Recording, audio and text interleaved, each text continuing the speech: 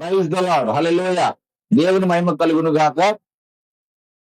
బెర్షెబా స్వరం అనేటువంటి కార్యక్రమానికి మిమ్మల్ని ప్రేమతో ఆహ్వానిస్తున్నాం. దేవుని మహాకృపను బట్టి ప్రభు అయిన యేసుక్రీస్తు యొక్క సంగతులను మీకు వివరించడానికి మీ మధ్యకు వస్తూ ఉన్నాం. బైబిల్ గ్రంథంలో యేసు ప్రభు ఎవరు, ఆయన ఏమై ఉన్నాడు, మనము ధ్యానం చేసుకున్నాం. ఎందుకనగా అనేకులు యేసు ప్రభువుని గురించి అనేకమైనటువంటి వివాదాస్పదమైనటువంటి బోధలు చేస్తూ ఉన్నారు. కాబట్టి బైబిల్ ఏం చెప్పిందో మనము చూద్దాం రండి. బైబిల్లో నుంచి యేసు ప్రభుని గురించి బైబిల్ ఏం చెప్పిందో మనము వివరంగా చూద్దాం. గమనించండి, యేసు ప్రభు ఏం చెప్పాడు ఈ లోకములో ఆయన పునరుద్ధరణైన తర్వాత మనకు బైబిల్లో రాయబడిన మాటలు ఏమి రాయబడ్డాయి అని అంటే, ప్రకటన గ్రంథము 1వ అధ్యాయము మీరు 18 వచనాన్ని చూడండి. ప్రకటన గ్రంథము 1వ అధ్యాయము 18 వచనం చదువుతున్నాడు, వినండి. ఇట్లా అక్కడ రాయబడి ఉంటది, నేను మొదటి వాడను, కనపటి వాడను, జీవించు వాడను, మృతుడైతేనే కాని ఇదిగో యుగ యుగములు సజీవుడనై ఉన్నాను అన్నాడు. ఇక్కడ యేసు ప్రభువు మాట్లాడుతున్న మాట మనకు ఆయన శిష్యుడైన యోహాను పద్మాసి దీపములో పరవశుడై ఆయన దేవుని యొక్క అంటే యేసు ప్రభు యొక్క దర్శనం చూసి యేసు ప్రభు గురించి చెప్తున్న మాట యేసు ప్రభువే కనబడి ఆయన మాట్లాడుతూ చెప్తున్నాడు. మీరు వివరంగా మీరు గ్రహించాలంటే మీరు 1వ అధ్యాయం చదవాలి. ప్రకటన గ్రంథం 1వ అధ్యాయం చదివితే యేసు ప్రభు కనబడ్డాడు. అక్కడ యేసు ప్రభు స్వరం వినబడుతుంది. యేసు ప్రభువును చూసి యోహాను గారు పడిపోయినారు. 17వ వచనాన్ని చూసినప్పుడు ఆయనను చూడగానే చచ్చిన వాని వలె పడిపోయినాడని మనం బైబిల్లో చదువుతాం. చచ్చిన వాని వలె పడిపోయినప్పుడు దేవుడు అనే యేసు ప్రభు అతని మీద చేయని లేపి మాట్లాడుతున్న మాట ఇది, నేను మొదటి వాడను, కడపటి వాడను, మృతుడైతేని కానీ ఇదిగో యుగయుగములు సజీవుడనని. బైబిల్లో యేసు ప్రభువు వారు దేవుడు కాకపోతే ఎందుకు ఈ మాట చెప్తాడు గమనించండి. అసలు మనకి బైబిల్ అంతటిలో సృష్టికర్త అయిన దేవుడు నేను మొదటి వాడను అని చెప్పిన మాటలు మనం చూస్తాం. నేను మొదటి వాడను, కడపటి వాడను అనే మాటలు ప్రవక్తల గ్రంథాల్లో చూస్తాం. మనం యెషయా గ్రంథంలో మీరు చూస్తే చూడండి, 44వ అధ్యాయము 6వ వచనం 7వ వచనం అక్కడ రాయబడినదే సృష్టికర్త అయినటువంటి దేవుడు మాట్లాడిన మాట. యెషయా గ్రంథము 44 6-7 వచనాలు చూడండి. 6-7 వచనాలు, వారి విమోచకుడైన సైన్యముల అధిపతిగా యెహోవా ఇలాగ సెలవిస్తున్నాడు. చూడండి, చెప్తున్నాడు ఇక్కడ, నేను మొదటి వాడను, కనపటి వాడను, నేను తప్ప ఏ దేవుడినో లేడు అన్నాడు. అంటే పాత నిబంధనలో మనకు తండ్రి అయిన దేవుడు మాట్లాడినట్టుగా మనము అనేక పుస్తకాలు అంటే చూస్తాం. మొదటి వాడను, కనపటి వాడను, నేను దేవుడను అని చెప్పిన మాటలు మనకు యెషయా గ్రంథంలో మనకు మరలా కనబడతాయి.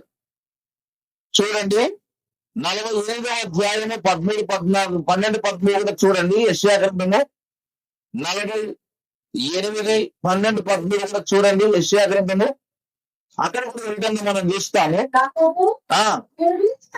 నేను పిలిచిన ఇశ్రాయేలు నాకు చెవి ఎద్దును, నేనే ఆయనను.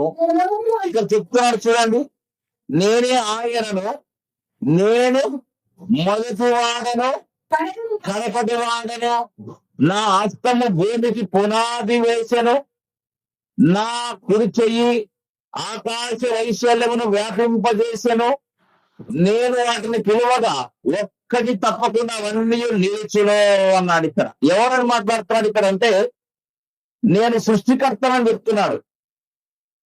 నేనే భూమికి పునాది వేశాను, ఆకాశ వైశాల్యమును వ్యాపింపజేశాను, నేనే మొదటి వాడను అని చెప్తున్నాడు సృష్టికర్త అయిన దేవుడు. మరి బైబిల్ ఈ విధంగా సృష్టికర్త అయిన దేవుని గురించి మనము చదువుతాం కదా. ఇంకా మనం చూస్తే 41వ అధ్యాయము, అక్కడ కూడా చూడండి, యెషయా గ్రంథము 41వ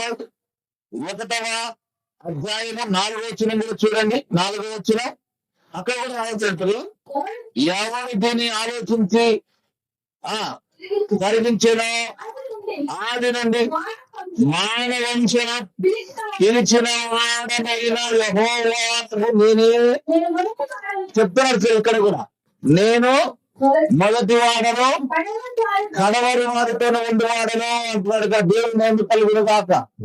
కాబట్టి సృష్టికర్త అయిన దేవుడు తన స్థానములో నేను మొదటి వాడను కనపటి వాడను అన్న పదములలో ఇప్పుడు కొత్త నిబంధనలో యేసు ప్రభువు మాట్లాడుతున్నాడు, నేనే మొదటి వాడను, నేనే కనపటి వాడను అని మనకు ప్రకటన 1:18.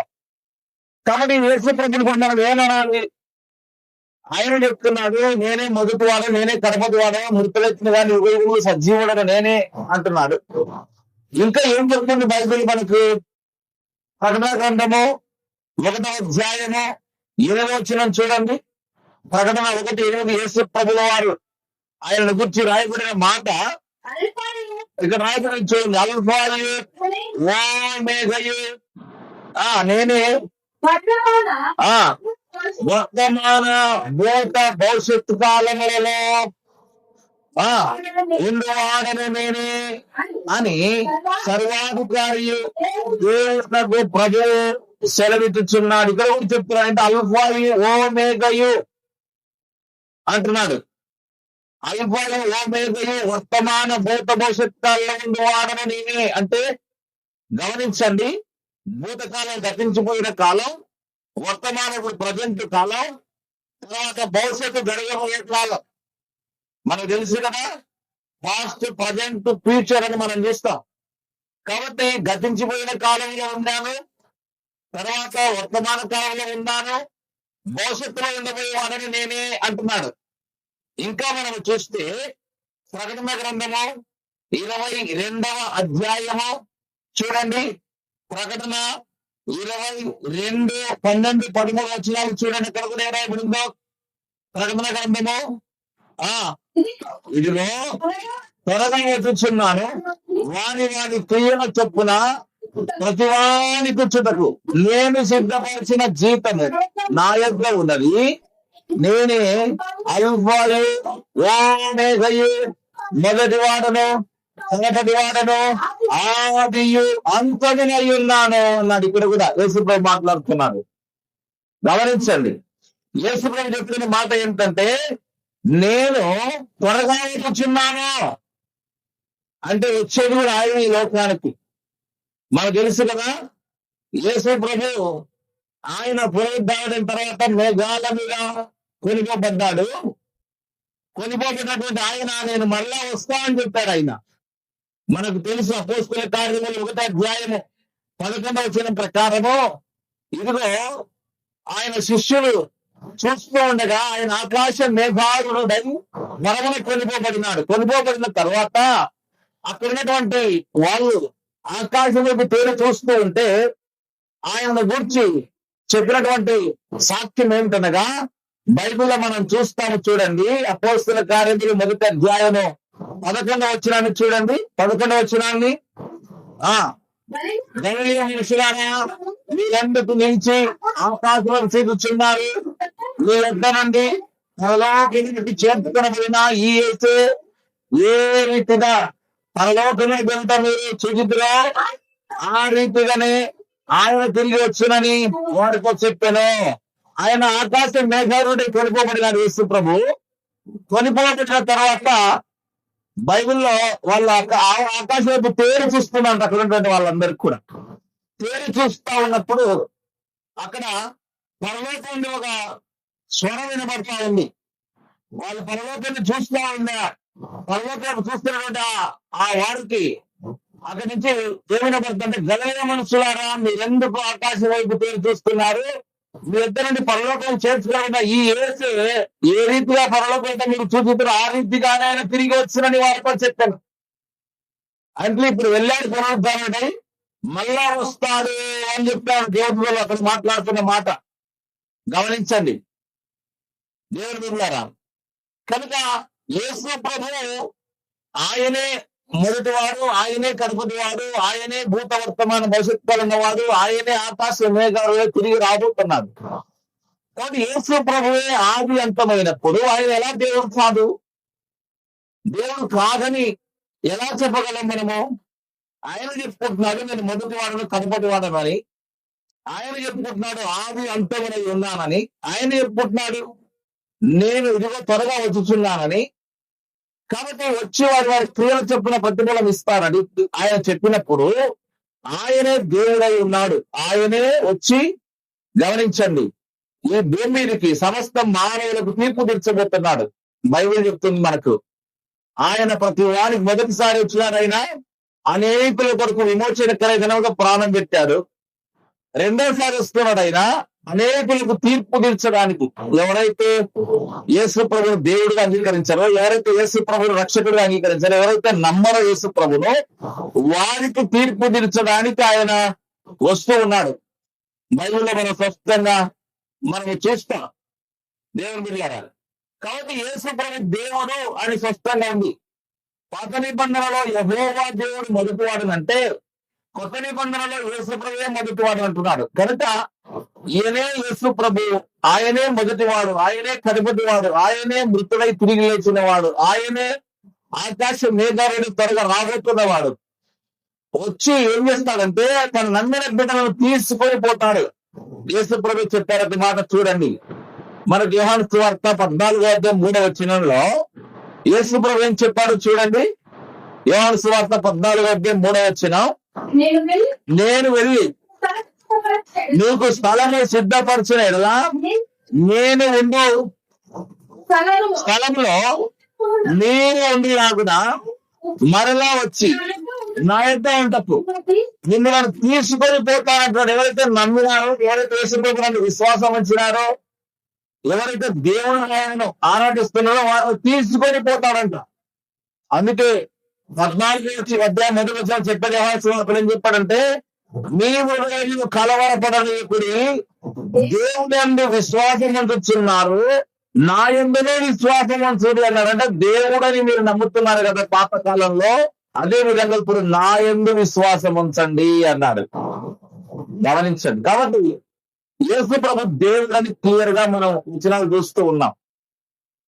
యేసు ప్రభు ఆయనే దేవుడు, ఆయన రాబోతున్నారు. మరి నమ్మిన బిడ్డలను ఆయన తీసుకొని పోతారు. మరి నమ్మని ఏం జరుగుతుంది? తీర్పు జరుగుతుంది. యోహాను సువార్త చూడండి 3:36 యోహాను సువార్త 3:36 ఇక్కడ మనము చూస్తూ ఉన్నాము చూడండి.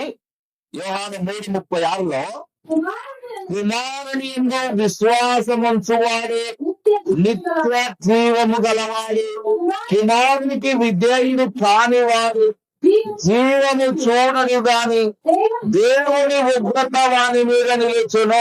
యేసు ప్రభువుకు విధేయులు కావాలంట ఎవరైనా, విశ్వాసం ఉంచాలంట ఎవరైనా. ఏమని విశ్వాసం ఉంచాలి?